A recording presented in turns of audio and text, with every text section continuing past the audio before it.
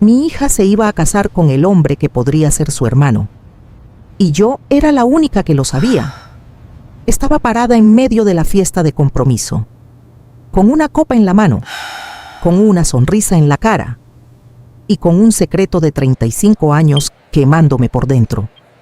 Camila estaba radiante, con ese vestido blanco que ella misma eligió, con esa risa que tiene desde niña, con esa felicidad que solo aparece cuando crees que la vida por fin te dio lo que mereces.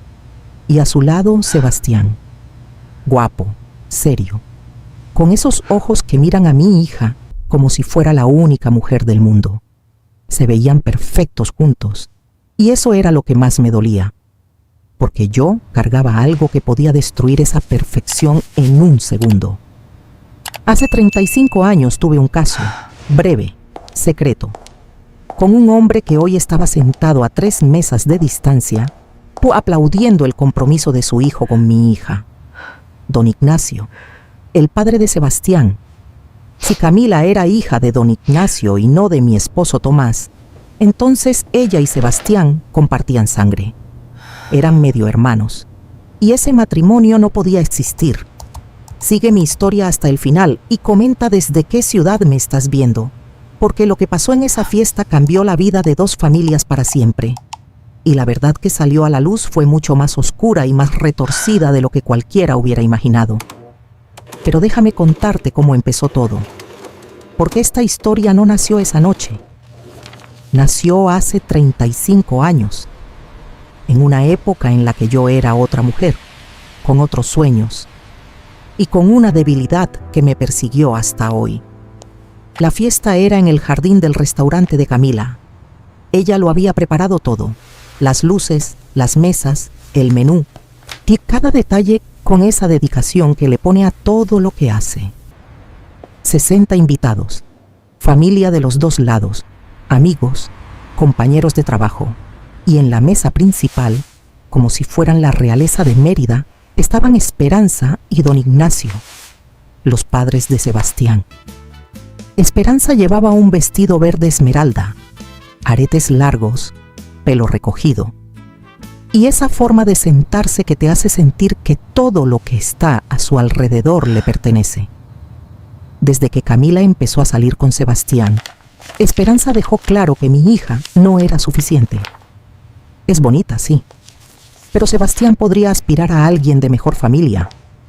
Eso le dijo a don Ignacio en una cena, frente a mí, como si yo no existiera, porque para Esperanza yo era la costurera, la viuda de un carpintero, la mujer que vivía en una casa chiquita en el barrio de Santiago, y alguien que no merecía sentarse en la misma mesa que ella. Y cada vez que me miraba, yo sentía que sus ojos me preguntaban algo, no con palabras, con esa intuición que tienen las mujeres cuando sospechan que otra mujer les tocó lo que consideran suyo. Esa noche, cuando Sebastián se levantó a dar el brindis, tomó la mano de Camila y dijo algo que me partió el corazón. Camila, contigo encontré lo que siempre busqué. Una mujer real, sin máscaras, sin mentiras. Alguien que me ama como soy. Sin mentiras. Esa palabra se me clavó como un alfiler, porque toda la mesa aplaudía, todos sonreían, todos celebraban, y yo estaba ahí sentada, sabiendo que la mentira más grande de esa noche era yo. Después del brindis, Esperanza se me acercó, sola, con su copa, con esa sonrisa que parece amable pero corta. Consuelo, qué bonita fiesta. Y tu hija tiene buen gusto. Se nota que heredó algo de alguien, aunque no sé de quién. Me miró fijo, un segundo de más, y se fue. No sé si lo dijo con intención o si fue una de esas frases que Esperanza lanza al aire como veneno casual. Pero a mí me cayó como un balde de agua helada, porque la pregunta que yo cargaba desde hacía 35 años era exactamente esa. ¿De quién heredó Camila? ¿De Tomás o de don Ignacio? Tomás fue el amor de mi vida. Un hombre bueno, trabajador, de manos grandes y corazón más grande, carpintero de oficio, de esos que llegan a casa cansados pero siempre con una sonrisa para su mujer. Pero hubo un momento, uno solo, en el que yo fallé. Fue en una época en la que Tomás viajaba mucho. Iba a Campeche, a Cancún, a donde hubiera trabajo. Semanas fuera, y yo me quedaba sola, con 23 años, con la casa vacía, con esa soledad que a veces te empuja a hacer cosas que después no puedes deshacer. Don Ignacio era vecino. Venía a arreglar una cerca, se quedaba a tomar agua, hablábamos, nos reíamos. Y un día pasó lo que no debió pasar. Duró 3 semanas de error, de culpa, de vergüenza. Cuando Tomás regresó, corté todo con don Ignacio. Nunca más. Y juré que nadie iba a Lecasirú a saberlo. Pero un mes después, descubrí que estaba embarazada. Y las fechas no me daban certeza de nada. Podía ser de Tomás, podía ser de don Ignacio. Y yo decidí vivir con esa duda, en silencio. 35 años, hasta esa noche, cuando vi a mi hija tomada de la mano del hijo de don Ignacio, cuando vi sus caras de felicidad, cuando entendí que si yo no hablaba, ese matrimonio podía ser una tragedia, y que si hablaba, yo iba a destruir la vida de mi hija de todas formas. Esa noche me fui a casa sin despedirme. Me senté en mi cuarto a oscuras y supe que el secreto que guardé toda mi vida estaba a punto de salir, porque la verdad tiene fecha de vencimiento y la mía acababa de expirar. Déjame contarte quién soy, porque si no me conoces, nada de lo que viene va a tener sentido. Me llamo Consuelo, tengo 58 años, nací en Mérida, crecí en el barrio de Santiago y ahí sigo. En la misma casa donde mi esposo Tomás construyó cada pared con sus propias manos. Mi vida nunca fue de lujos, ni de viajes, ni de vestidos caros. Mi vida fue de agujas, hilos y telas. Costurera desde los 15 años, primero para las vecinas, después para una fábrica, y al final, por mi cuenta, desde un cuartito que Tomás me armó en el patio. Pero nunca me faltó nada. Porque lo que Tomás y yo teníamos valía más que cualquier cuenta de banco. Lo conocí a los 18, en el mercado de Lucas de Gálvez. Él cargaba tablas de madera. Yo compraba telas. Nos chocamos en una esquina. Se le cayeron las tablas. Se me cayó la bolsa. Y los dos nos agachamos al mismo tiempo. Nos miramos y algo pasó. No sé explicarlo. Fue como si algo encajara. 3 meses después éramos novios. Al año nos casamos. Sin fiesta grande, sin anillo caro, con lo justo, pero con algo que mucha gente con dinero no tiene. Algo real. Tomás era un hombre callado, de esos que no necesitan hablar para que sepas lo que sienten. Me dejaba notas en la cocina antes de irse a trabajar. Cosas simples. Hoy va a ser un buen día, Consuelo. Te dejé café hecho. Te quiero. Nunca fue romántico de película. Fue romántico de verdad. Sí, de esos que no se notan hasta que ya no están. Y yo lo amé. Con todo. Con cada parte de mí. Por eso lo que hice fue tan imperdonable. Cuando Tomás empezó a viajar por trabajo, todo cambió. No entre nosotros. Entre yo y el silencio. Tomás se iba lunes y volvía viernes. A veces se iba 2 semanas completas. La construcción en Campeche pagaba bien y nosotros necesitábamos el dinero. Yo me quedaba en la casa, sola, cosiendo, cocinando para una, durmiendo en una cama que se sentía el doble de grande. Tenía 23 años y la soledad a los 23 se siente diferente. No es la soledad tranquila de los 60. Es una soledad que te pica, que te inquieta, que te hace buscar cualquier cosa que llene ese vacío, aunque sea por un rato. Don Ignacio vivía 3 casas más adelante. Era joven, 30 años, casado con Esperanza, que en ese entonces pasaba temporadas largas en casa de su familia en Valladolid. Él venía a arreglar una cerca que separaba nuestros patios. Yo le ofrecía agua. Nos sentábamos a platicar. Era amable, gracioso. Me hacía reír. Y cuando tienes 23 años, estás sola y alguien te hace reír, la línea entre amistad y algo más se borra sin que te des cuenta. No voy a justificar lo que pasó. No hay forma de justificarlo. Fue un error. Mío. De los dos. Pero sobre todo mío. Porque yo tenía un hombre bueno que me amaba. Y aún así lo traicioné. Duró 3 semanas. 3 encuentros. En mi propia casa. En la cama que Tomás hizo con sus manos. Cuando me di cuenta de lo que estaba haciendo, sentí un asco tan profundo que no pude mirarme al espejo en días. Le dije a don Ignacio que se acabó, que nunca más, que si me buscaba otra vez, que le iba a contar todo a Tomás. Él aceptó. No peleó, no insistió, solo dijo, perdóname, Consuelo, no debí. Y cada quien volvió a su vida, como si nada hubiera pasado. Pero las cosas que pasan no desaparecen solo porque decides no mirarlas. Se quedan ahí, esperando. Un mes después supe que estaba embarazada. Y el mundo se me vino encima, porque las fechas no cuadraban con certeza. Tomás había estado conmigo antes de irse a Campeche, pero don Ignacio también, y la diferencia de días era tan poca que no había forma de saber. Tomás regresó un viernes. Le di la noticia. Se le iluminó la cara.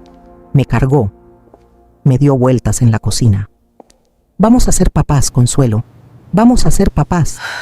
Y yo sonreí, con la boca, porque por dentro estaba muriéndome. Camila nació un 19 de marzo. 3 kilos 200. Pelo oscuro. Ojos grandes.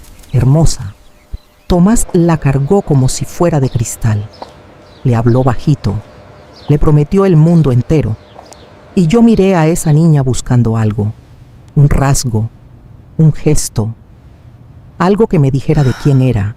Pero los bebés no te dan respuestas, solo te miran con esos ojos nuevos que no saben nada del mundo. Y tú te quedas con la duda. Con los años, Camila se fue pareciendo a mí, mi nariz, mi sonrisa, mis manos, y eso me daba algo de paz, porque si se parecía a mí, tal vez no importaba a quién más se pareciera. Tomás la adoró. Cada día de su vida. La llevaba a la escuela. Le enseñó a andar en bicicleta. Le construyó una casita de madera en el patio que todavía está ahí. Fue el mejor padre que una niña podía tener. Y yo viví con eso, con la culpa, con la duda, con el miedo de que algún día la verdad saliera. Tomás murió hace 5 años, un infarto, rápido, sin aviso. Un día estaba ahí y al otro ya no. Y con él se fue el único hombre que sabía hacerme sentir que todo iba a estar bien. Pero lo que yo no sabía es que Tomás, antes de irse, hizo algo que cambiaría todo. Algo que descubrí demasiado tarde. Algo que un abogado llamado Durán guardaba en su oficina desde hacía 5 años. Esperando el momento justo para sacarlo a la luz. No pude dormir esa noche, ni la siguiente, ni la otra. Después de la fiesta de compromiso, la culpa me comía viva. Cada vez que Camila me llamaba para contarme los planes de la boda, yo sentía que el estómago se me cerraba. Mamá, ya encontramos la iglesia, la de San Ildefonso. Es hermosa. Sebastián dice que quiere que tú entres conmigo del brazo. Que yo la entrara del brazo, a una boda que tal vez no debía existir. Una semana después de la fiesta, Camila vino a mi casa, con revistas de vestidos, con muestras de tela, con esa ilusión que tienen las mujeres cuando creen que lo más bonito de su vida está por llegar. Se sentó en la mesa de la cocina, donde nos sentábamos desde que era niña, y me dijo algo que me rompió. Mamá, quiero que tú me hagas el vestido. Nadie cose como tú, y quiero llevar puesto algo que tenga tus manos. Me le quedé viendo, a esa mujer de 34 años que seguía mirándome como cuando tenía 5, con esos ojos que confían sin preguntar, que creen en ti sin dudar. Y supe que no podía seguir callada, no por mí, por ella. Porque si esa boda se hacía y después la verdad salía, el daño iba a ser 1000 veces peor. Un matrimonio anulado, una vida destrozada, la vergüenza pública. Tenía que hablar, aunque me costara todo. Camila, siéntate. Necesito decirte algo. ¿Qué pasa, mamá? Te ves pálida. Es algo que debí decirte hace mucho tiempo. Algo que tiene que ver con tu papá, con don Ignacio y con Sebastián. Camila soltó las revistas. Me miró. Y en sus ojos vi algo que nunca había visto. Miedo. Le conté todo, sin adornos, sin excusas, sin buscar que me entendiera. Le conté que hace 35 años, cuando su papá viajaba a Campeche, yo tuve un caso con don Ignacio, que duró 3 semanas, que fue un error que me persiguió toda la vida, y que ella nació meses después. ¿Qué estás diciendo, mamá? Que existe la posibilidad de que don Ignacio sea tu padre biológico, y si eso es cierto, tú y Sebastián serían medio hermanos. Camila no gritó, no lloró, no se levantó, se quedó ahí, sentada, con las manos sobre la mesa, quieta, como si alguien le hubiera desconectado algo por dentro. ¿Papá lo sabía? No, y nunca se lo dije. 35 años, mamá. 35 años guardando esto. Tenía miedo, Camila. Miedo de destruir a tu papá. Miedo de perderte. Miedo de todo. Y ahora me lo dices, una semana después de mi fiesta de compromiso, cuando ya mandé las invitaciones, cuando ya tengo la iglesia. Su voz subió, no mucho, pero lo suficiente para que yo sintiera cada palabra como un golpe. Me estás diciendo que el hombre que amo, el hombre con el que quiero pasar el resto de mi vida, podría ser mi hermano. Eso es lo que me estás diciendo. Es una posibilidad, hija, no una certeza. ¿Y nunca hiciste una prueba? ¿Nunca buscaste saber? No. ¿Por qué? Porque mientras no supiera, podía vivir con la duda. Si la respuesta era la que yo temía, no iba a poder vivir con la verdad. Camila se levantó, tomó sus revistas, las apretó contra el pecho y me dijo algo que me partió en dos. Toda mi vida creí que eras la persona más honesta que conocía, la mujer que me enseñó que la verdad siempre es mejor que la mentira. Y ahora resulta que tú eres la mentira más grande de mi vida. Salió de mi casa sin cerrar la puerta, y yo me quedé ahí, con las manos sobre la mesa, en el mismo lugar donde Tomás me dejaba notas de amor cada mañana. Camila le contó a Sebastián esa misma noche. No esperó, no lo pensó, porque así es mi hija, directa, sin filtros, como yo le enseñé. Sebastián llamó a don Ignacio, y don Ignacio no negó. Eso fue lo que derrumbó todo, porque si él hubiera dicho, eso es mentira, yo nunca toqué a esa mujer, tal vez habría quedado como la palabra de uno contra la del otro, pero no. Don Ignacio se quedó callado, y el silencio de un hombre que no niega es más fuerte que cualquier confesión. Al día siguiente, Sebastián fue a mi casa, solo, sin Camila.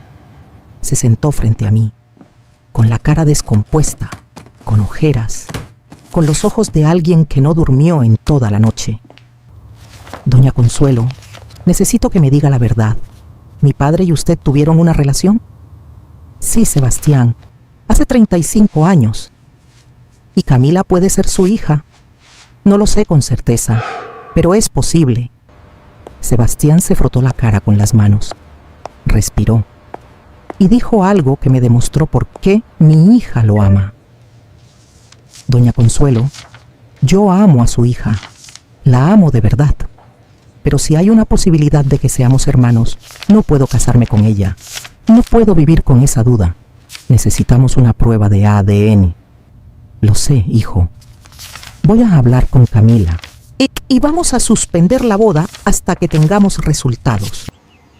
Se levantó, me miró una última vez y antes de irse dijo algo que no esperaba. No la juzgo, doña Consuelo. Todos cometemos errores, pero 35 años de silencio es mucho tiempo. Y ahora los que pagamos las consecuencias somos nosotros. Se fue. Esa tarde Camila publicó en sus redes que la boda se posponía por motivos personales.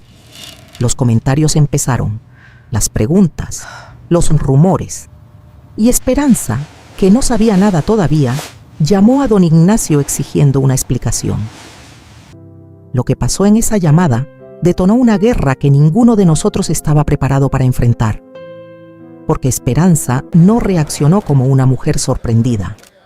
Reaccionó como una mujer que lleva años esperando este momento, con un plan, con una estrategia y con un secreto propio que haría que el mío pareciera insignificante.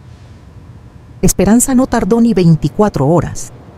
Al día siguiente de enterarse, organizó una comida en su casa, la casona grande del Paseo de Montejo, esa casa que siempre usaba como escenario para demostrar quién mandaba.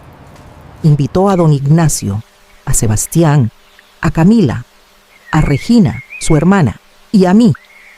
Cuando recibí la llamada de Camila, supe que no era una comida, era una emboscada. Mamá, Esperanza quiere que vayamos todos. Dice que necesitamos hablar como familia. Camila, esa mujer no quiere hablar, quiere atacar. Mamá, tenemos que ir. Si no vamos, ella va a usar eso en nuestra contra. Mi hija tenía razón, porque con Esperanza, no ir era igual que declararte culpable.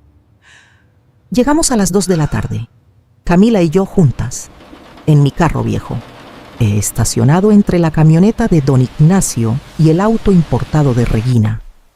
La casa olía a flores. La mesa estaba puesta con mantel blanco, copas de cristal, servilletas bordadas, como si fuera una celebración. Pero el ambiente era otra cosa. Esperanza estaba sentada en la cabecera, vestido azul marino, collar de oro, pelo perfecto, y esa expresión que tiene cuando sabe que tiene el poder. Regina a su lado, don Ignacio al fondo con la cabeza baja, sin mirar a nadie.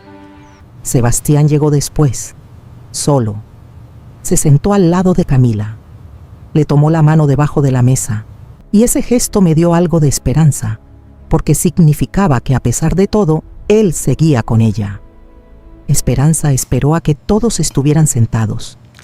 Tomó su copa y empezó. Bueno, ya que estamos todos aquí, creo que es momento de hablar con claridad, porque lo que está pasando en esta familia es inaceptable. Me miró directamente, con esos ojos que cortan sin tocar, y todo empezó por una persona. Consuelo. Dijo mi nombre como si fuera una enfermedad. Quiero que me digas frente a todos, aquí, mirándome a la cara, lo que hiciste con mi esposo. Don Ignacio levantó la vista. Esperanza, esto no es necesario, ya lo saben todos. Tú te callas, Ignacio. Tú ya tuviste tu oportunidad de hablar y la usaste para traicionarme. Ahora le toca a ella. El silencio pesaba. Camila me apretó el brazo, como diciéndome que estaba ahí. Sí, Esperanza. Hace 35 años, don Ignacio y yo tuvimos una relación breve. Fue un error. Y lo he cargado toda mi vida. ¿Un error? Esperanza soltó una risa seca. Meterte en la cama de un hombre casado no es un error. Olvidar las llaves es un error. Lo tuyo fue una decisión. Una decisión de una mujer sin principios. Esperanza, yo no vine aquí a que me juzgues. Vine porque mi hija y tu hijo merecen saber la verdad. ¿La verdad? La verdad es que tú destruiste esta familia. Y ahora, por tu culpa, mi hijo no puede casarse con tu hija, porque gracias a tu falta de decencia, resulta que podrían ser hermanos. Regina intervino, con esa voz suave que usan las mujeres cuando quieren parecer compasivas, pero están disfrutando cada segundo. Consuelo, entiendo que esto es difícil para ti, pero tienes que entender la posición de mi hermana. Ella ha sido la esposa fiel, la madre presente, la mujer que mantuvo esta familia unida. Y ahora tiene que lidiar con las consecuencias de algo que tú provocaste. Esposa fiel. Esa frase me quemó. Porque si yo supiera lo que iba a saber después, él le habría contestado diferente. Pero en ese momento no lo sabía. En ese momento yo era la culpable, la única culpable. Y todos en esa mesa me miraban así, excepto Sebastián, que seguía sosteniendo la mano de Camila, sin soltarla. Pero Esperanza no había terminado. «He hablado con mi abogado», dijo sacando un papel de su bolsa, «y me ha confirmado que si existe la posibilidad de consanguinidad, el matrimonio civil puede ser impugnado incluso después de celebrado. Así que mientras no haya una prueba de ADN que demuestre lo contrario, esta boda no va a suceder». «Nadie está pidiendo que la boda sea mañana», dijo Camila con voz firme. «Sebastián y yo ya decidimos hacer la prueba». «Me parece perfecto». Esperanza sonrió. «Pero mientras tanto quiero que se mantengan separados. Y no quiero que mi hijo siga en una relación que podría ser ilegal». «Eso no te corresponde decidirlo, mamá». Sebastián habló por primera vez. «Sebastián, soy tu madre. Y mientras vivas bajo el techo que yo y tu padre construimos, me corresponde todo. Entonces tal vez es momento de que deje de vivir bajo ese techo». Esperanza perdió la sonrisa. Por un segundo. Solo un segundo. Pero fue suficiente para que todos lo notaran. «Estás cegado, hijo. Esa muchacha y su madre te están manipulando. Una costurera que se metió con un hombre casado y una hija que no sabe ni quién es su padre. Eso es lo que quieres para tu vida». Camila se levantó. «Señora Esperanza, mi mamá cometió un error y tuvo el valor de confesarlo. Eso es más de lo que mucha gente hace en toda su vida. Yo voy a hacer la prueba. Y si resulta que Sebastián y yo no podemos estar juntos, lo voy a aceptar. Pero no me voy a sentar aquí a escuchar cómo usted humilla a mi madre para sentirse superior». Se dio la vuelta, me tomó del brazo y salimos juntas. En el carro, Camila no habló en 5 minutos, hasta que dijo algo bajito. «Mamá, esa mujer esconde algo. Lo vi en sus ojos. Cuando Sebastián dijo que iba a hacer la prueba de ADN, a ella no le dio gusto. Le dio miedo». Mi hija tenía razón, porque una madre que realmente quisiera proteger a su hijo celebraría una prueba que podría resolver todo. Pero Esperanza no quería resolver. Esperanza quería impedir. Y la única razón para impedir una prueba de ADN es que esa prueba puede revelar algo que no te conviene. La pregunta era ¿qué escondía Esperanza? Y la respuesta estaba más cerca de lo que cualquiera imaginaba. Y 3 días después de la comida en casa de Esperanza, don Ignacio me buscó. No llamó, no mandó mensaje. Apareció en mi puerta a las 7 de la mañana, con un café en la mano y con cara de no haber dormido en días. «Consuelo, necesitamos hablar». No lo esperaba. En 35 años, don Ignacio y yo no habíamos cruzado más que saludos de cortesía. En fiestas, en reuniones, siempre con distancia, siempre con esa incomodidad que tienen las personas que comparten un secreto y fingen que no existe. Lo dejé pasar. Se sentó en la cocina, en la misma silla donde Camila se sentó cuando le conté la verdad. Envejeció. Ya no era el hombre de 30 años que arreglaba la cerca. Tenía el pelo blanco, las manos con manchas y una tristeza en los ojos que yo no le conocía. «Consuelo, debí venir hace mucho tiempo». «¿A qué vienes?» «Oh, Ignacio, a decirte lo que nunca tuve valor de decir». Tomó aire, largo, como si lo que venía le costara sacarlo del cuerpo. «Cuando Camila nació, yo hice cuentas, igual que tú, y las fechas me daban la misma duda. Pasé meses mirándola de lejos, en el parque, en la tienda, buscando algo en su cara que me diera una respuesta. ¿Y qué encontraste? Nada y todo, porque Camila se parece a ti, pero tiene algo en la mirada que me recuerda a mi madre, y eso me ha perseguido 35 años. Sentí que algo se me apretaba en el pecho. ¿Estás diciendo que siempre supiste?» «Estoy diciendo que siempre sospeché y que nunca hice nada, porque era más fácil fingir que no existía la duda». 2 personas, 35 años, la misma duda, el mismo silencio, el mismo miedo, y ahora nuestros hijos estaban pagando las consecuencias. «Hay algo más», dijo don Ignacio, y la forma en que lo dijo me preparó para algo que no esperaba. Cuando Camila y Sebastián empezaron a salir hace 3 años, yo sentía algo que no pude explicar. No era solo alegría de padre, era miedo, porque cada vez que los veía juntos, la duda volvía. Y no dijiste nada. ¿Qué iba a decir, Consuelo? Que hace 35 años me acosté con la madre de la novia de mi hijo, que tal vez esa muchacha era mía, frente a Esperanza. Hubieras hablado conmigo, y tú hubieras hablado conmigo. Silencio, porque tenía razón. Yo tampoco busqué esa conversación. Los dos hicimos lo mismo, esconder la cabeza, esperar que el problema se resolviera solo. Y no se resolvió, se hizo más grande.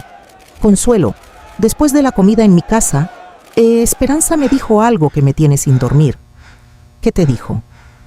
Me dijo que si la prueba de ADN se hace, ella se encarga de que yo pierda todo. La casa, el negocio, la reputación. Me dijo que tiene un abogado que puede dejarme en la calle. Te amenazó. No es la primera vez. Esperanza lleva años usando eso, desde que se enteró de lo nuestro. ¿Cuándo se enteró? Don Ignacio bajó la mirada. 1 año después de que pasó, encontró una nota que yo había escrito. Una nota para ti que nunca te mandé. La guardaba en mi escritorio, estúpido de mi parte. ¿Qué decía la nota? Decía que no me arrepentía de lo que pasó entre nosotros y que pensaba en ti más de lo que debía. Sentí algo raro. No fue cariño, no fue nostalgia, fue tristeza, por todo lo que pudo haber sido diferente. Y por todo lo que se arruinó porque 2 personas no supieron manejar 3 semanas de error.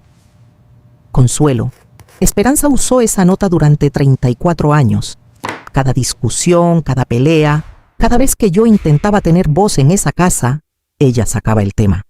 Me recordaba lo que hice, me hacía sentir que le debía algo, que yo no tenía derecho a opinar. Te controló, me destruyó, lentamente, año por año. Pero lo que don Ignacio me dijo después fue lo que cambió todo. Consuelo, yo creo que Esperanza no quiere impedir la boda porque le preocupe que Camila y Sebastián sean hermanos. Entonces, ¿por qué? Porque tiene miedo de la prueba de ADN. Me quedé callada, esperando. Piénsalo. Si se hace una prueba para saber si Camila es mi hija, el siguiente paso lógico es comparar con Sebastián. Y si se compara con Sebastián, se puede descubrir algo sobre él que Esperanza no quiere que nadie sepa. ¿Qué estás diciendo, Ignacio? Estoy diciendo que durante años tuve una duda, no solo sobre Camila, sobre Sebastián también. El aire se me fue. Sebastián nació 1 mes antes de lo que Esperanza siempre dijo. Ella jura que fue prematuro, pero yo vi a ese niño al nacer. 3,8 kilos.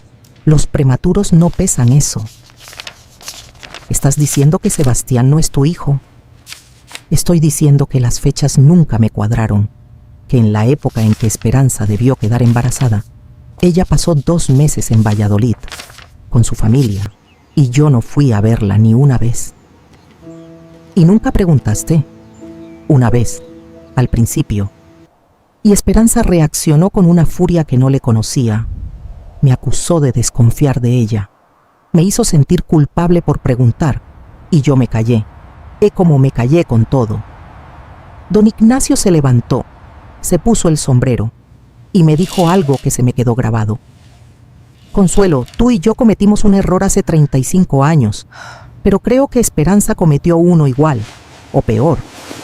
La diferencia es que nosotros lo confesamos, y ella no. Se fue, por la misma puerta por donde entró, y yo me quedé en la cocina, con el café frío sobre la mesa, con la cabeza llena de preguntas nuevas, porque si don Ignacio tenía razón, si Sebastián no era su hijo biológico, entonces nada de lo que Esperanza estaba haciendo era por proteger a su familia, era por protegerse a ella misma. Y esa posibilidad lo cambiaba todo, para Camila, para Sebastián, para todos. Pero probarlo era otra cosa, y para eso iba a necesitar ayuda. La ayuda llegó de donde menos la esperaba. De un hombre que mi esposo Tomás me dejó sin que yo lo supiera. el licenciado Durán. Mientras yo buscaba respuestas, mis hijos se estaban destruyendo. Camila dejó de comer, no de golpe, fue gradual. Primero saltaba el desayuno, después el almuerzo, después solo tomaba café en la noche. Llegué a su restaurante un martes por la mañana. La encontré sentada en la cocina, con el delantal puesto, con las manos quietas, mirando la pared. «Hija, tienes que comer algo». «No tengo hambre, mamá». «Camila, llevas días sin probar bocado». «¿Y cómo quieres que coma? ¿Cómo quieres que haga algo si no sé quién soy?». Esa frase me partió, porque Camila no estaba hablando solo de la boda. Estaba hablando de su identidad, de saber si el hombre que la cargó de niña, que le construyó una casita de madera, que le dejaba notas en la cocina, era realmente su padre, o si su padre era otro, un hombre que vivía a 3 casas y que nunca la reclamó. «Mamá, ¿tú amabas a papá Tomás?». «Con toda mi alma, hija». «Entonces, ¿cómo pudiste?». No tenía respuesta, porque no existe respuesta buena para esa pregunta. Solo existe la verdad. Y la verdad es que las personas buenas también hacen cosas malas, que amar a alguien no te hace inmune a los errores, y que un momento de debilidad puede perseguirte 35 años. Fui débil, Camila, y cobarde. Débil por lo que hice, y cobarde por no decirlo. ¿Y yo qué soy, mamá? ¿El resultado de tu debilidad o de tu amor con papá? Eres mi hija. Eso es lo que eres. Lo demás es biología.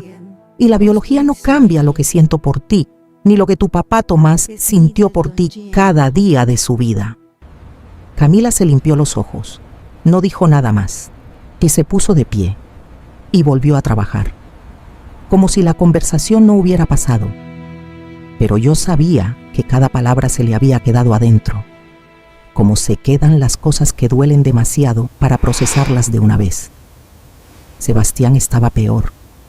Camila me contó que dejó de ir a la oficina, que se encerró en su departamento, que no contestaba llamadas, ni de ella, ni de don Ignacio, ni de nadie. Un jueves Camila fue a buscarlo. Tocó la puerta media hora, hasta que él abrió. Estaba en pants, sin rasurar, con los ojos hinchados. La casa olía a encerrado, y cuando lo abracé, sentí que temblaba. Camila me contó eso llorando, en mi cocina, a las 11 de la noche. «Mamá, Sebastián me dijo algo que me asustó». «¿Qué te dijo?». «Me dijo que si resulta que somos hermanos, él no va a poder superarlo, que yo soy lo único bueno que tiene, y que sin mí no sabe quién es». Reconocí esa frase, esa forma de amar tan intensa que te destruye. Pero en Sebastián no era control, no era posesión. Era un hombre genuinamente roto, un hombre que encontró en mi hija el sentido de todo, y que ahora sentía que se lo estaban arrancando. ¿Siguen viéndose?, pregunté. «Todos los días, mamá. No podemos parar, lo intentamos. Una semana sin vernos. Pero al tercer día me llamó llorando a las 2 de la mañana, y yo fui». «Camila, ¿y si la prueba dice que sí son hermanos?».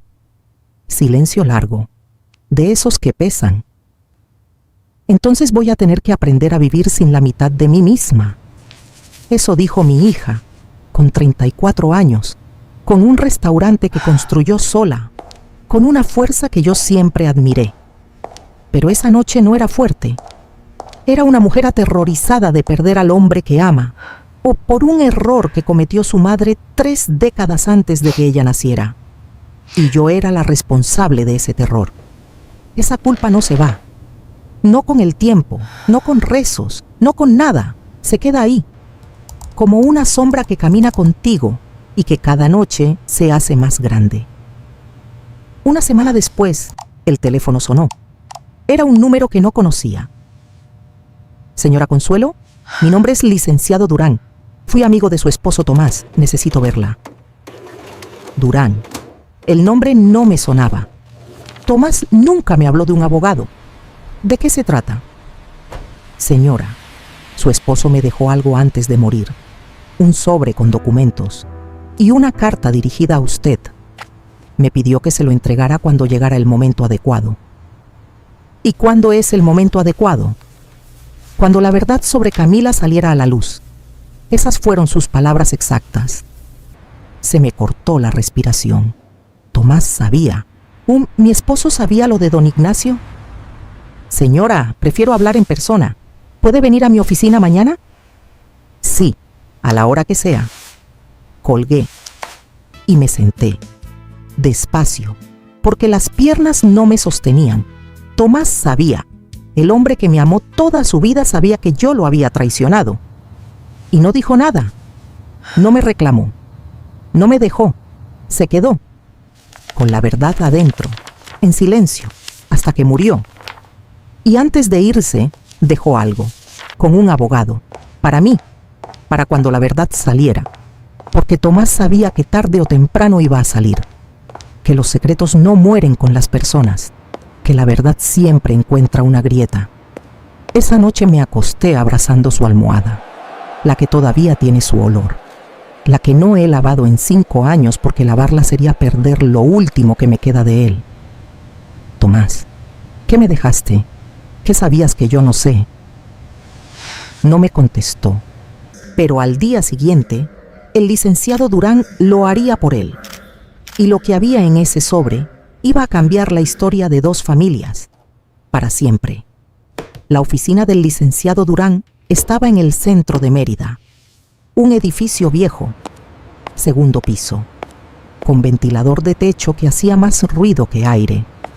Me recibió un hombre de unos 45 años, moreno, pelo corto, con lentes que se quitaba y ponía mientras hablaba, y con una forma de mirarte que te decía que ese hombre sabía más de lo que mostraba. Señora Consuelo, siéntese, esto va a tomar un rato. Me senté, con las manos frías, con el corazón rápido. Antes que nada, quiero que sepa que Tomás fue mi mejor amigo. Nos conocimos de jóvenes, antes de que él se casara con usted, antes de que yo estudiara Derecho. Éramos del mismo barrio. Tomás nunca me habló de usted. Lo sé. Me pidió que fuera así, porque lo que me confió era demasiado delicado para que usted supiera que yo existía. Sacó un sobre, amarillo, grande, con el nombre de Tomás escrito a mano en la esquina. Tomás me dio esto 3 meses antes de morir. Sabía que el corazón le estaba fallando y quería dejar las cosas en orden. ¿Qué hay adentro? 2 cosas. Una carta para usted y documentos que él mismo investigó. ¿Investigó qué? El licenciado Durán me miró por encima de los lentes. Señora Consuelo, su esposo sabía lo de don Ignacio. Lo supo casi desde el principio. El aire se me fue. ¿Cómo? Un vecino le contó, meses después de que pasó. Tomás no quiso confrontarla. Me vino a ver a mí. Estaba destrozado, pero me dijo algo que nunca olvidé. Durán abrió la carta y leyó la primera línea. Consuelo cometió un error, pero Camila no es un error. Camila es mi hija. Sea de quien sea la sangre, esa niña es mía, y nadie me va a quitar eso.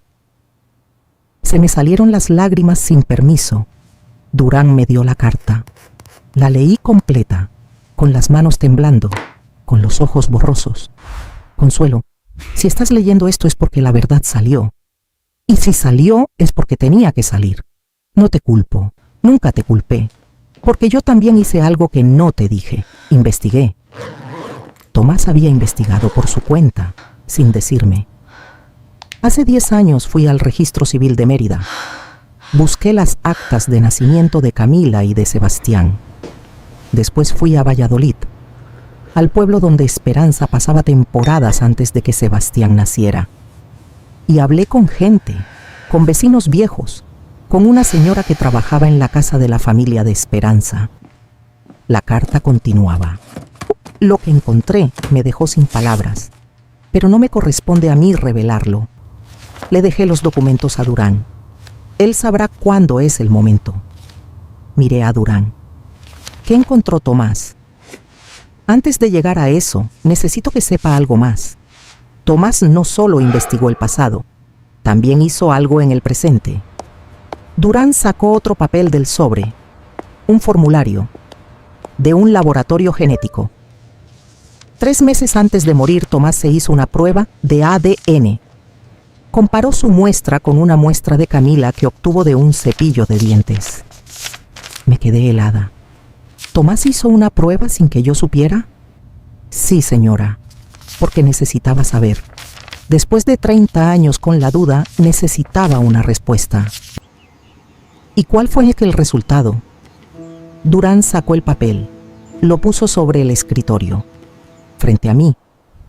Lo leí y el mundo se me cayó encima. Exclusión de paternidad. El individuo analizado no presenta compatibilidad genética suficiente con la menor para establecer vínculo biológico paterno. Tomás no era el padre biológico de Camila. Eso significaba que don Ignacio sí lo era.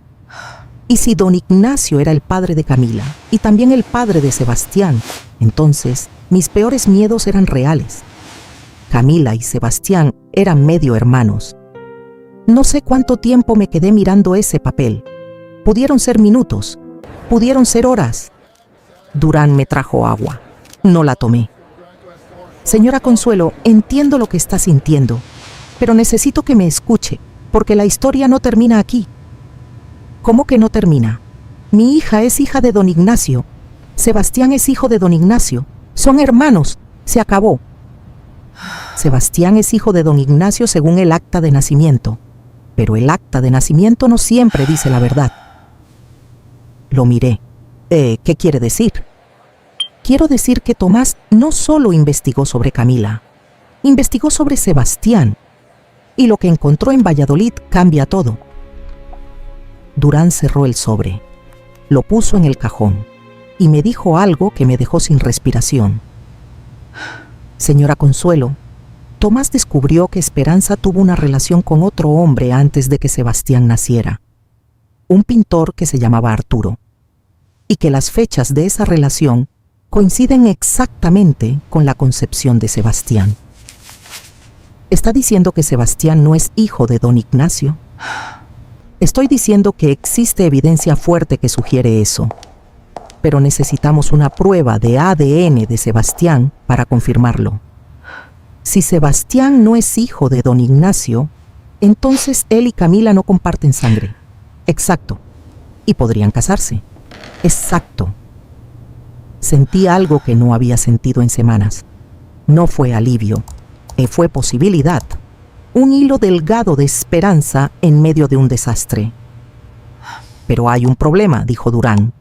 Esperanza puede hacer todo lo posible para que esa prueba no se haga. Porque si se confirma que Sebastián no es hijo de don Ignacio, su secreto queda expuesto. Y esa mujer lleva 35 años construyendo una vida sobre esa mentira. ¿Qué hacemos? Necesitamos que Sebastián acepte hacerse la prueba, por voluntad propia.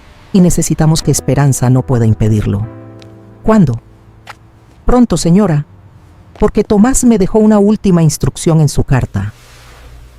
Durán abrió la carta una vez más y leyó las últimas líneas. Durán, si llega el momento no dejes que Esperanza gane. Esa mujer lleva años destruyendo a Consuelo con la culpa, y todo ese tiempo ella cargaba un secreto peor que el nuestro. Y no dejes que mis hijos paguen por los errores de todos nosotros. Haz lo correcto, aunque sea difícil. Tomás, mi Tomás, que supo todo, que cayó todo, que perdonó todo y que desde la tumba seguía protegiéndonos. Le conté todo a Camila esa misma noche. Lo de la carta de Tomás, lo de la prueba de ADN, lo del resultado que confirmaba que ella era hija de don Ignacio. Y lo otro, lo de Esperanza, lo de Arturo, lo que Tomás descubrió en Valladolid. Camila me escuchó sin interrumpir, sentada en la cocina, con las manos apretadas, con los ojos fijos en un punto de la mesa.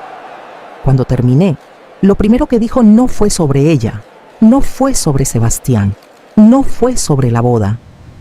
Papá Tomás lo supo todo este tiempo y se quedó. Sí, hija, se quedó. ¿Por qué? Porque para él ser tu padre no era cuestión de sangre, Era cuestión de decisión, y él decidió ser tu papá cada día de su vida. Camila lloró, diferente a las otras veces. No de rabia, no de miedo, de algo más profundo, de gratitud, por un hombre que la amó sin condiciones, que supo la verdad y no le importó, que eligió quedarse cuando cualquier otro se habría ido. Mamá, papá Tomás fue el mejor hombre que existió. Lo sé, hija. Y tú no lo merecías. Eso dolió, pero era verdad. Y Camila tenía derecho a decirlo. No, hija, no lo merecía. Pero él decidió que sí. Y eso es algo que yo nunca voy a poder pagarle. Camila se limpió la cara, se enderezó y dijo algo que me recordó por qué esa mujer es mi mayor orgullo. Mamá, si lo que dice el licenciado Durán es cierto, si Sebastián no es hijo de don Ignacio, entonces todavía hay esperanza, pero necesitamos probarlo. Y para eso necesito hablar con Sebastián. ¿Crees que va a aceptar hacerse la prueba? Sebastián haría cualquier cosa por estar conmigo, igual que yo haría cualquier cosa por estar con él. Camila fue a ver a Sebastián al día siguiente. Le contó todo, lo de Tomás, lo de la prueba, lo del resultado que confirmaba que ella era hija de don Ignacio y lo que Durán descubrió sobre Esperanza y Arturo. Sebastián escuchó todo en silencio y cuando Camila terminó, él hizo una sola pregunta. Mi mamá tuvo un caso con otro hombre y yo podría ser hijo de él. Es lo que Tomás investigó, Sebastián. Pero necesitamos una prueba de ADN tuya para confirmarlo. Si me hago la prueba y resulta que sí soy hijo de don Ignacio, se acabó. Tú y yo somos hermanos y no hay vuelta atrás. Lo sé. Pero si resulta que no soy su hijo, de entonces no compartimos sangre y podemos casarnos. Sí. Sebastián se quedó callado un momento, mirando por la ventana, con esa cara que tienen los hombres cuando están tomando la decisión más importante de su vida. Camila, tengo miedo. Yo también. Si el resultado dice que somos hermanos, no sé cómo voy a sobrevivir a eso. Sebastián, si no nos hacemos la prueba, vamos a pasar el resto de nuestras vidas con la duda.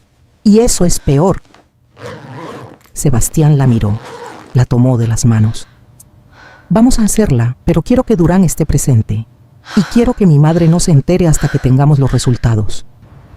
¿Por qué? Porque si mi madre se entera de que me voy a hacer una prueba de ADN, va a hacer todo lo posible para impedirlo. Y si lo que dice Durán es cierto, es que ella tiene razones para no querer que esa prueba exista. Camila me llamó esa noche. Mamá, Sebastián aceptó. Nos hacemos la prueba el lunes. Durán ya coordinó con el laboratorio. Y don Ignacio también va a dar su muestra. Durán habló con él y aceptó sin resistencia. Dijo que ya era hora de saber la verdad. Resultados en 10 días. 10 días. 10 días para saber si mi hija y el hombre que ama pueden estar juntos. O si el error que yo cometí hace 35 años les arrebataba el futuro para siempre. Pero esos 10 días no iban a ser tranquilos, porque Esperanza tenía ojos en todas partes. Esperanza se enteró. No sé cómo. Tal vez un empleado del laboratorio que la conocía. Tal vez Regina que vio algo. Tal vez simplemente esa intuición de depredador que tienen las personas que llevan toda la vida controlando a los demás. Pero se enteró.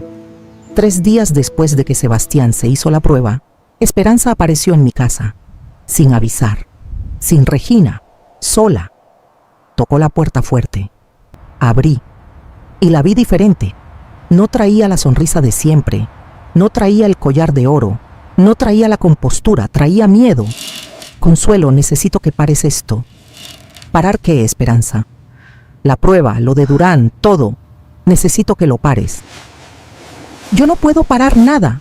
Sebastián es adulto. Él decidió hacerse la prueba.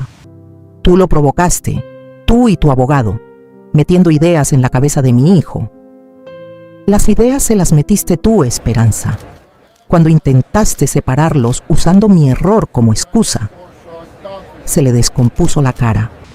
No sabes de lo que hablas. Sé exactamente de lo que hablo. Sé lo de Arturo. Sé lo de Valladolid. Sí sé que Sebastián nació un mes antes de lo que dices y que pesó 3,8 kilos. Y sé que las fechas no cuadran con don Ignacio. Esperanza se puso blanca. No gritó. No amenazó. Se recargó en la pared, como si las piernas no la sostuvieran. ¿Quién te dijo eso? Tomás, mi esposo, que resultó ser más inteligente y más valiente que todos nosotros juntos. Tomás está muerto, pero dejó la verdad viva, en un sobre, con un abogado, esperando este momento. Esperanza me miró, con los ojos rojos, con la máscara cayéndose. Si esos resultados salen, Consuelo, mi vida se acaba. Tu vida de mentira se acaba, Esperanza, pero tal vez empiece una de verdad. Se fue sin decir nada más, caminando despacio, como alguien que sabe que el final se acerca y no tiene forma de detenerlo. Y yo cerré la puerta, con las manos temblando, pero con algo nuevo en el pecho. 2 días después, recibí una llamada que no esperaba. Era Regina, la hermana de Esperanza. Habló bajito, como si alguien pudiera escucharla. Consuelo, lo que mi hermana te hizo en esa comida no estuvo bien, y lo que está haciendo ahora tampoco. Necesito que sepas que no estoy de acuerdo con ella. No le contesté nada, porque no sabía si confiar en la hermana de la mujer que llevaba semanas intentando destruirnos. No me tienes que creer, dijo Regina, pero cuando llegue el momento vas a ver de qué lado estoy. Colgó y yo me quedé con el teléfono en la mano, sin saber qué pensar, pero con la sensación de que algo estaba a punto de cambiar, que la verdad, por más dolorosa que sea, siempre es mejor que la mentira. Tomás me lo enseñó, desde la tumba, con una carta, y con un amor que ni la traición pudo destruir. Los resultados llegaron un jueves.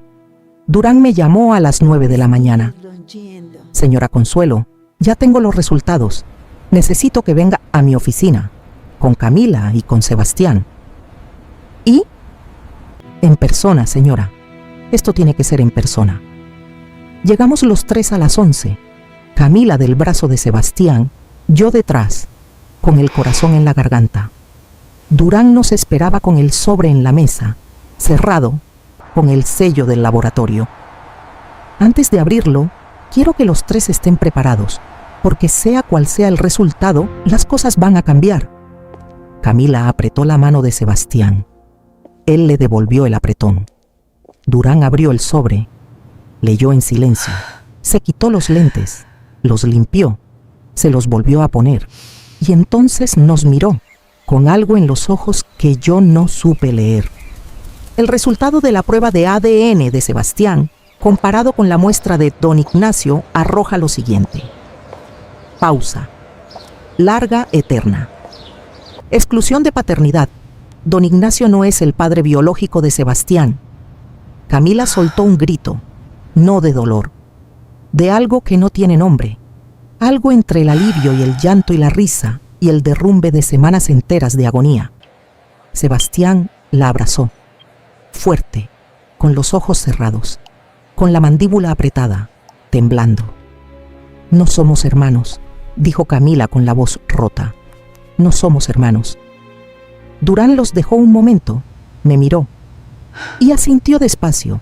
Tomás tenía razón, desde la tumba, con sus investigaciones, con su intuición de hombre callado que observa más de lo que habla. Sebastián no era hijo de don Ignacio, y si no era hijo de don Ignacio, no compartía sangre con Camila. La boda podía existir, el amor podía existir, el futuro podía existir, pero la historia no terminaba ahí, porque ahora la pregunta era otra. Si Sebastián no era hijo de don Ignacio, ¿quién era su padre? Y más importante aún, ¿Esperanza iba a seguir mintiendo? Sebastián fue el primero en hablar. Necesito ver a mi madre. Sebastián, tal vez deberías esperar, dijo Durán. Procesar esto primero. Llevo 35 años viviendo una mentira. No voy a esperar un día más. Camila lo miró. Voy contigo. No, Camila, esto tengo que hacerlo solo.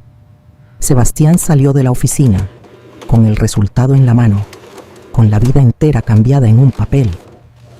Camila y yo nos quedamos con Durán, en silencio, porque hay momentos en los que las palabras estorban. 2 horas después, Sebastián llamó. Camila, ven a la casa de mis padres. Trae a Durán. ¡Uy! Trae a tu mamá. Llegamos a la casona del Paseo de Montejo a las 3 de la tarde. La puerta estaba abierta. Adentro, la escena era distinta a cualquier otra que hubiera visto en esa casa. Don Ignacio sentado en un sillón, con la cara de un hombre que acaba de recibir el golpe más grande de su vida, quieto, mirando al piso. Sebastián de pie junto a la ventana, con los brazos cruzados, con el resultado en la mano, y Esperanza, sentada en la otra punta de la sala, sin collar, sin aretes, con el pelo suelto, con los ojos rojos. Pero lo que me sorprendió fue quién más estaba ahí. Regina, la hermana de Esperanza, sentada al lado de ella, pero no como aliada, no como cómplice, con la cara de alguien que tomó una decisión. Doña Consuelo, dijo Regina mirándome directo, siéntese, porque lo que voy a decir, y necesita que todos estén sentados. Esperanza la miró con terror. Regina, no. Ya basta, Esperanza. 35 años es suficiente. Regina habló, con voz tranquila, sin prisa, como alguien que lleva décadas cargando un peso y por fin decide soltarlo. Cuando mi hermana tenía 25 años, conoció a un hombre en Valladolid. Se llamaba Arturo. Era pintor, talentoso, guapo, pero sin dinero, sin familia importante, sin apellido que abriera puertas. Esperanza cerró los ojos. Se enamoraron. Pasaron 2 meses juntos y Esperanza quedó embarazada. Don Ignacio levantó la vista, por primera vez, mirando a Regina como si cada palabra fuera un ladrillo cayéndole encima. Nuestra madre se enteró y le dio 2 opciones: o se deshacía del embarazo o se casaba con alguien respetable antes de que se le notara. Esperanza eligió la segunda, y don Ignacio acababa de heredar el negocio de su padre. Fue un arreglo, dijo Regina. Nuestra familia le ofreció a don Ignacio una alianza comercial a cambio del matrimonio. Se casaron en 3 semanas, y cuando Sebastián nació, todos aceptaron que era prematuro. Sebastián no se movió, no cambió la expresión, pero yo vi cómo sus manos apretaban el papel hasta arrugarlo. ¿Y Arturo?, preguntó Sebastián con voz plana. Le pagaron para que se fuera, igual que hacían las familias de antes con los problemas que no querían enfrentar. Se fue a Oaxaca, nunca más volvió. ¿Está vivo? Regina miró a Esperanza. Esperanza no abrió los ojos. Sí, dijo Regina. Vive en Oaxaca, tiene una galería pequeña, y hasta donde sé, nunca supo que tuvo un hijo. El silencio que llenó esa sala era de esos que duelen, no por lo que se dijo, sino por todo lo que se cayó durante 35 años. Sebastián caminó hacia Esperanza. Se arrodilló frente a ella y le dijo algo que nadie esperaba. Mamá, no te odio, pero necesito que me mires a los ojos y me digas la verdad. Por primera vez en tu vida, ¿Arturo es mi padre? Esperanza abrió los ojos, con lágrimas, con esa máscara que ya no podía sostenerse. Sí, dijo, Arturo es tu padre. 3 palabras, que tardaron 35 años en salir, y con ellas todo cambió, porque Sebastián no era hijo de don Ignacio, y Camila sí lo era. Pero eso ya no importaba, porque no compartían sangre. Camila y Sebastián se miraron, desde lados opuestos de esa sala, con los ojos llenos, con el pecho lleno, con la certeza de que el amor que sentían no era un error. Nunca lo fue. Días después, de Camila y don Ignacio se hicieron una prueba de paternidad formal en el mismo laboratorio, con cadena de custodia, con todas las formalidades legales. El resultado confirmó lo que Tomás ya sabía desde hacía años. Don Ignacio era el padre biológico de Camila. Pero eso, lejos de ser una tragedia, era la pieza que faltaba para que todo quedara en orden. Lo que pasó después de la confesión de Esperanza fue algo que ninguno de nosotros anticipó. Don Ignacio se levantó del sillón, despacio, como si cada movimiento le costara. Caminó hacia la puerta, se detuvo y sin voltearse dijo algo que retumbó en esa sala. 35 años de matrimonio, de dormir juntos, de sentarnos en la misma mesa, de ir a misa los domingos, y todo ese tiempo me hiciste creer que Sebastián era mío. Esperanza no respondió. Me usaste la nota de consuelo durante 34 años para controlarme, para hacerme sentir culpable, para que yo no tuviera voz en esta casa. Y todo ese tiempo, el secreto más grande era el tuyo.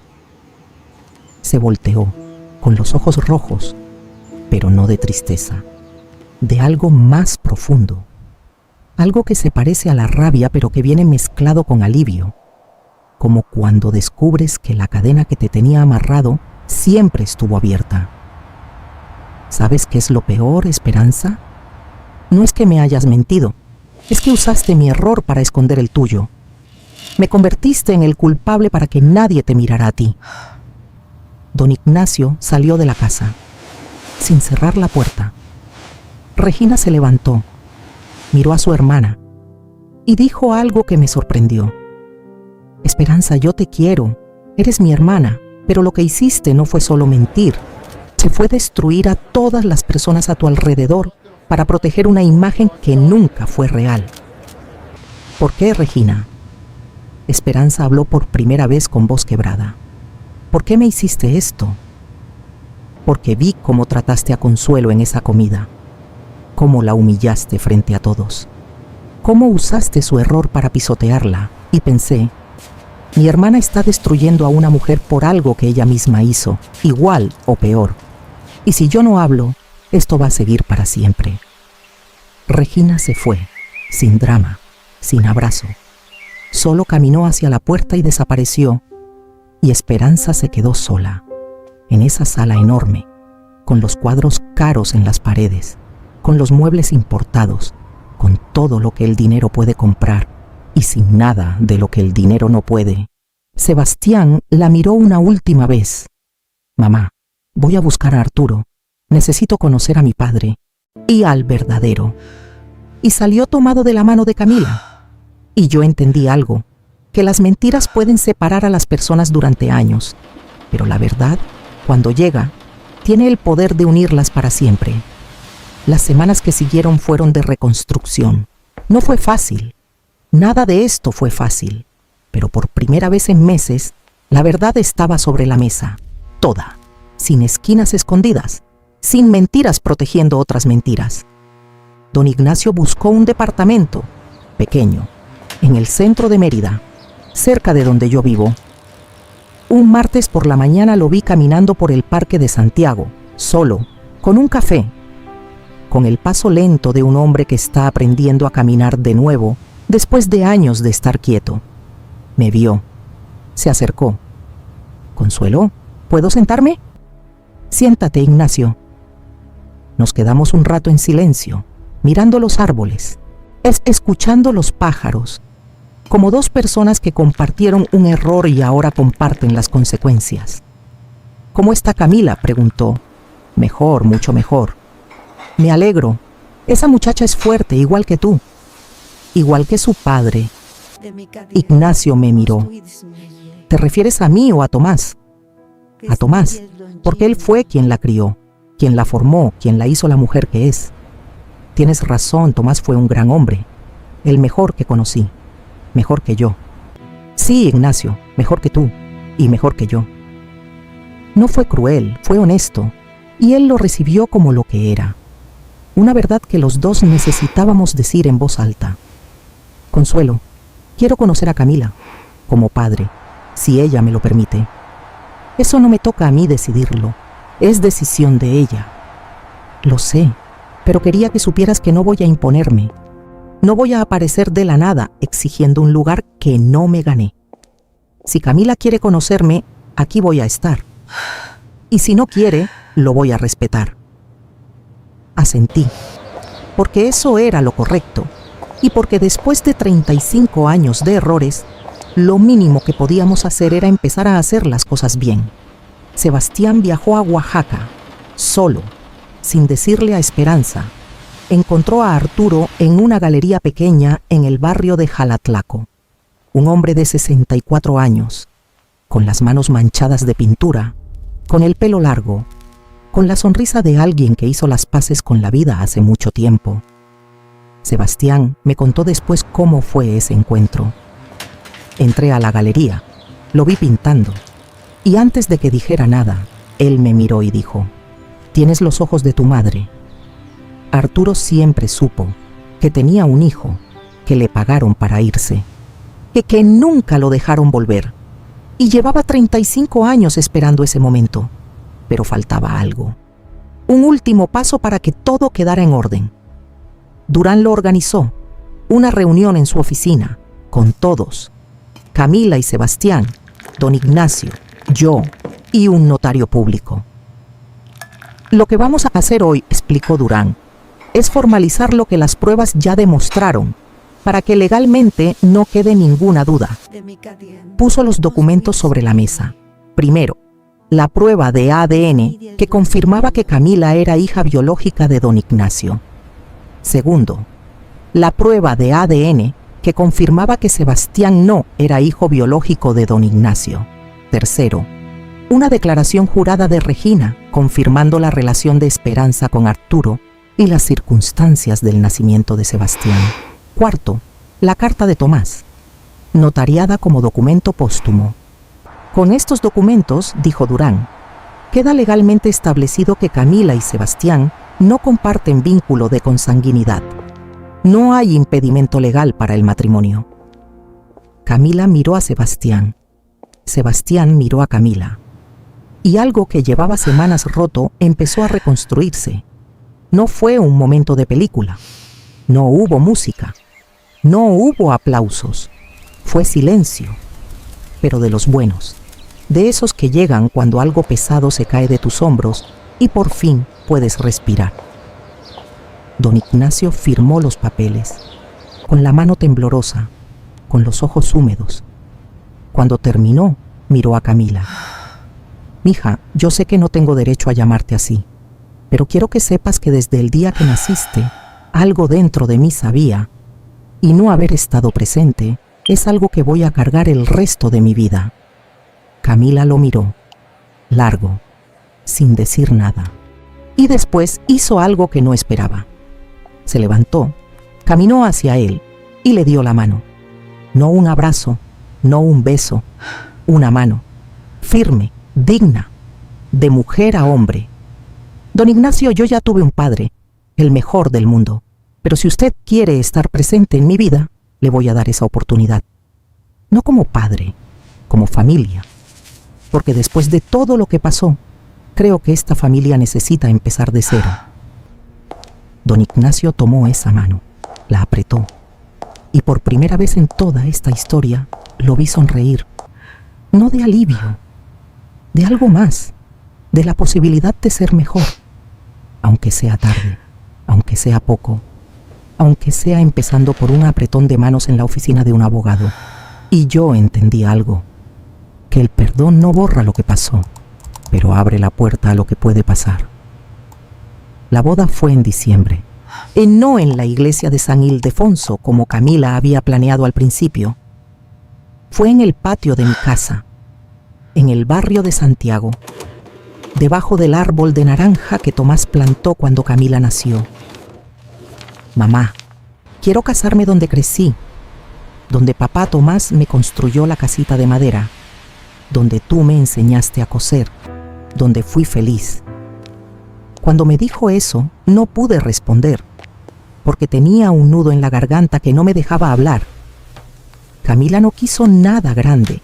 30 personas, mesas sencillas, flores del mercado de Lucas de Gálvez, comida que ella misma preparó en su restaurante y un vestido, blanco, sencillo, hecho por mis manos.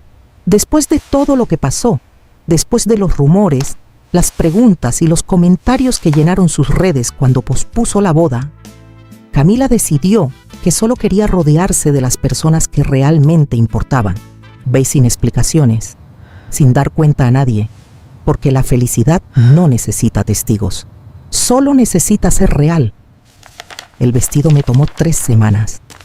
Cada puntada fue una conversación conmigo misma, con mis errores, con mi culpa, con todo lo que pasó, pero también con la gratitud, porque a pesar de todo, mi hija estaba a punto de casarse con el hombre que amaba, y eso era más de lo que yo merecía.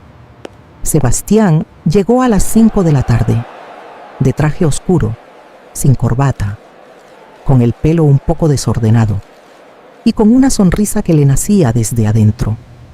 A su lado estaba Arturo, el pintor de Oaxaca, el padre que conoció hace apenas 2 meses, con una camisa de lino, con las manos todavía manchadas de pintura y con los ojos brillantes de un hombre que está viviendo algo que nunca creyó posible.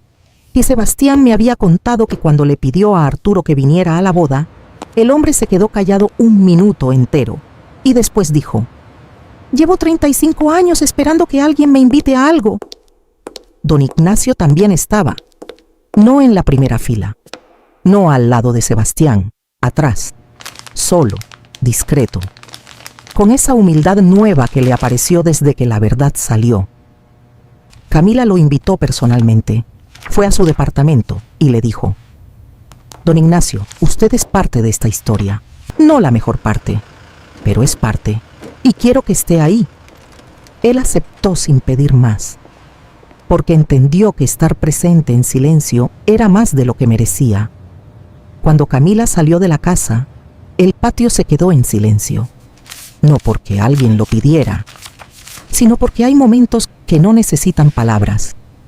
Llevaba el vestido que yo le hice, con el pelo suelto, con un ramo de flores de cempasúchil que ella misma eligió, porque son las flores de los que ya no están, mamá, y quiero que papá Tomás esté conmigo. Caminó hacia Sebastián del brazo mío, despacio, paso a paso, debajo del árbol de naranja, con la luz de diciembre cayendo entre las hojas. Y mientras caminábamos, sentí algo. No sé explicarlo, como una presencia, como si Tomás estuviera ahí, en el aire, en el olor del naranjo, en esa brisa suave que movió el vestido de Camila justo cuando pasamos frente a la casita de madera. Tal vez fue mi imaginación, tal vez fue algo más, pero en ese momento supe que Tomás estaba de acuerdo, que desde donde estuviera estaba sonriendo, porque su hija era feliz. Y eso era todo lo que él siempre quiso. La ceremonia fue corta, sin discursos largos, sin drama, sin nada de lo que esta familia ya tuvo demasiado. El juez leyó los artículos. Camila y Sebastián dijeron que sí. Se pusieron los anillos. Y cuando se besaron, el patio entero aplaudió. Lorena, la amiga de Camila de la universidad, lloró más que todos.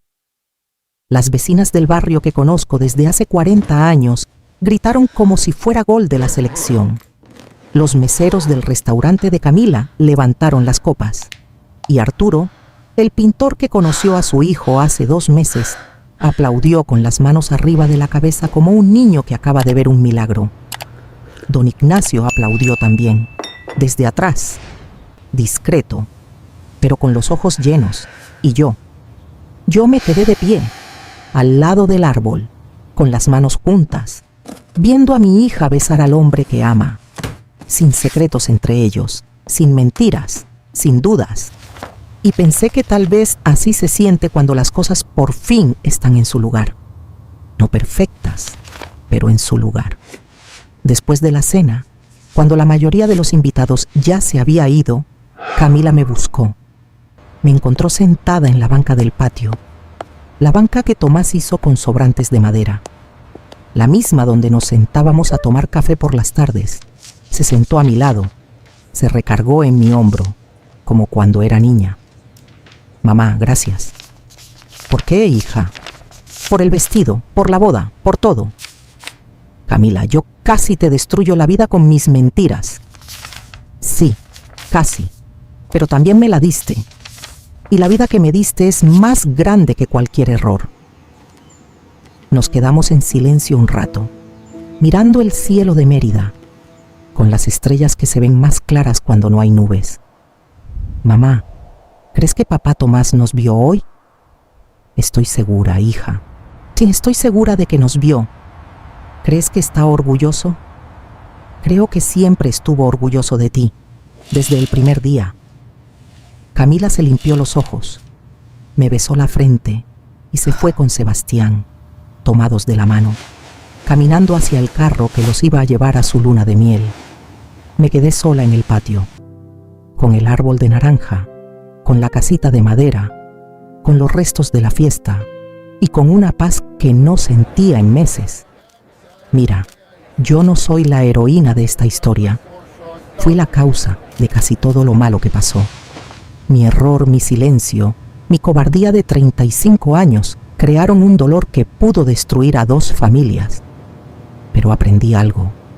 Los secretos no protegen a nadie. Los guardamos porque creemos que estamos cuidando a los que amamos, pero en realidad los estamos envenenando, despacio, sin que se den cuenta, hasta que el veneno explota y lastima a todos. Tomás lo entendió antes que yo, por eso dejó esa carta, por eso investigó, por eso se aseguró de que cuando la verdad saliera, hubiera alguien con las respuestas, porque Tomás sabía que la verdad iba a doler, pero también sabía que la mentira iba a doler más.